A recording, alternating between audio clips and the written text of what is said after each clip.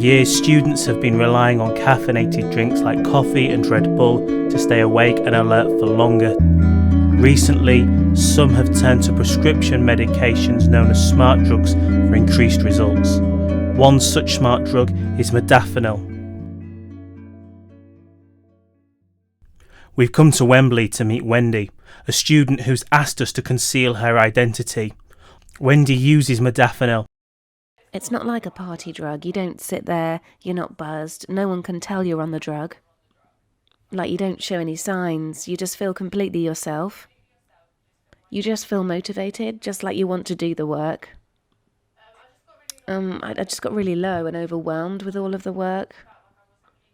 And I just felt like I wasn't keeping up, so I decided after hearing about it from my friends that this was the best way, and I found it's really worked for me.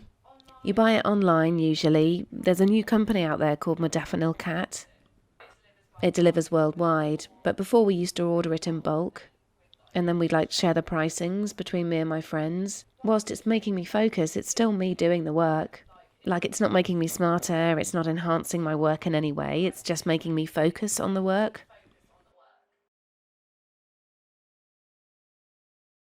Modafinil doesn't appear to be like other drugs. So far, there are few known side effects.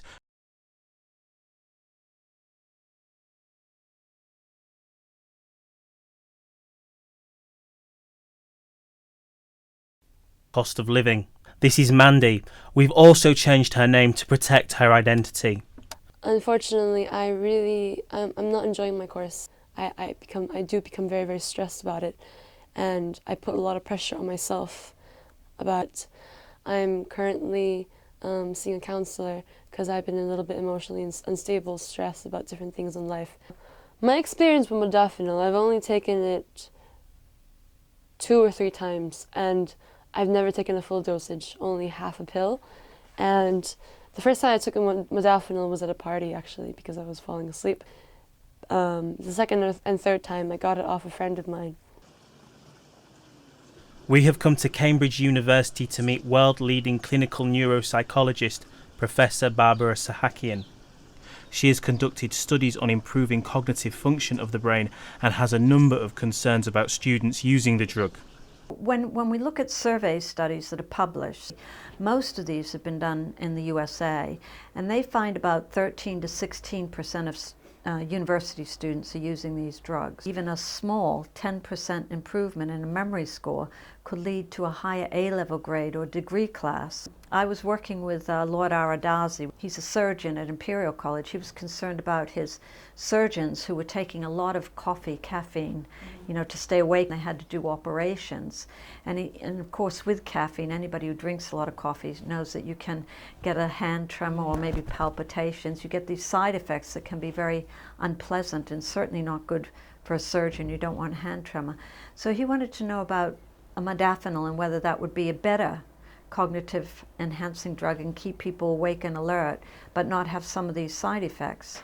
So we did a double-blind, placebo-controlled study and found that the sleep-deprived doctors were actually much better under Modafinil.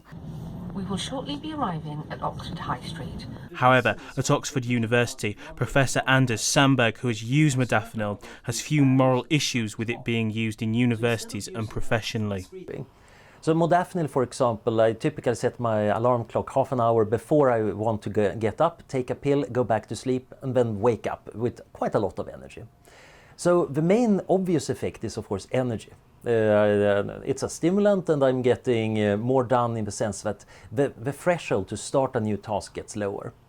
But the really interesting effect is that focus on the really clever reasoning that is sometimes necessary here in the philosophy department.